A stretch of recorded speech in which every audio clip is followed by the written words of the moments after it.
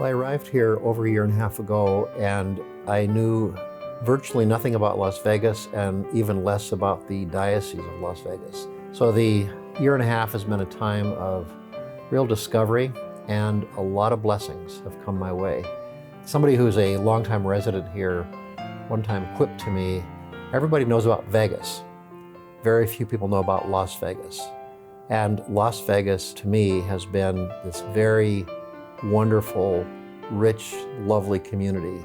People of faith, deep values, very strong Catholic community, welcoming people. I've liked everything I've seen about it. And to me, I've been giving thanks to God for this unexpected assignment for the past year and a half.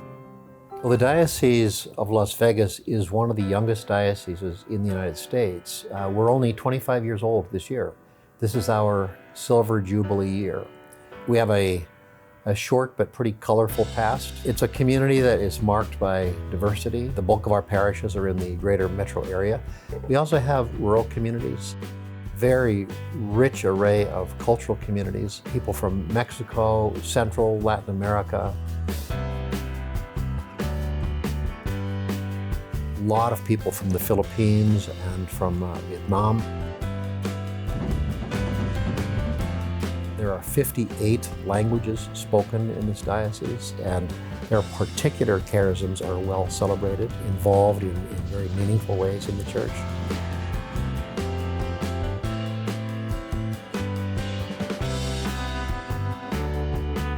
Some of the challenges, of course, are we are a diocese that's growing very, very quickly. It's a community of golden opportunity, a lot of employment opportunities, still affordable housing. And in my opinion, some of the greatest needs we're going to be facing will be dealing with this exponential growth in the years ahead. Well, it goes without saying that the Catholic Church, the Catholic parish, is built around the Eucharist. It's described as the source and summit of the life of the Church. And so without an ample number of priests to serve the communities, we have trouble meeting the sacramental needs of our people.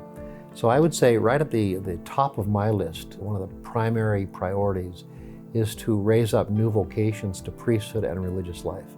We have a lot of very hardworking, dedicated priests presently in our diocese, but not enough. We give God thanks especially for the gift of our seminarians who are responding to their call from Christ to serve His church. It's my hope and my expectation this community will give birth to new vocations to priesthood and religious life. It's my prayer. Secondly, we need to have large numbers of well-prepared Catholic laity serving alongside the clergy. Pope Benedict describes them as a cadre of people co-missioned with the priests to serve in the name of the gospel of Christ.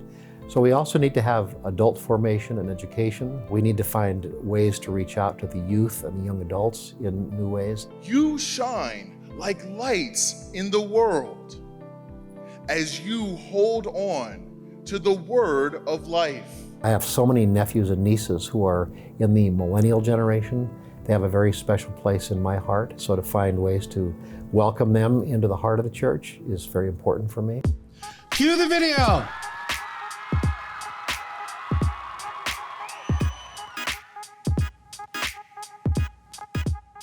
I'd also go on to say that one of the hidden treasures that we have in the diocese is found in our Catholic schools. We've got two extraordinary Catholic high schools now, Gorman High School, of course, and Cristo Rey.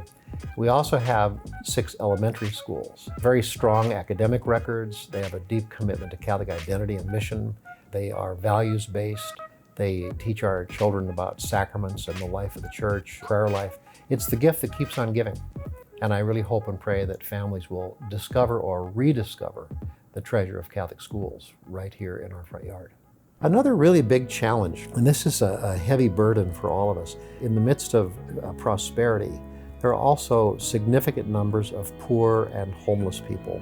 The Catholic Church, most especially Catholic Charities, is a very major player in all of this, in addressing some of the complex issues like homelessness, addictive disorders, mental illness.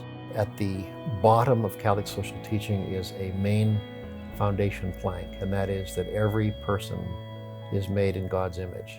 No throwaway people, no cast-off souls. We see every person as precious, every person as made in God's image, and the church should always have a preferential option for the poor.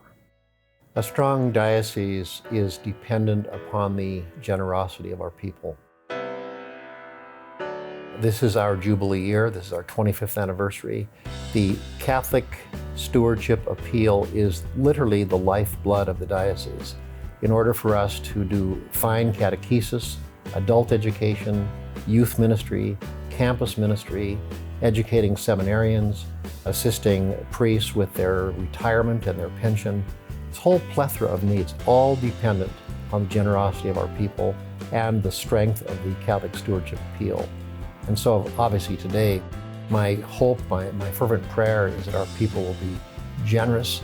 They'll pour out their hearts and their lives through sacrificial giving, and to make this the strongest CSA we've had in the history of the diocese.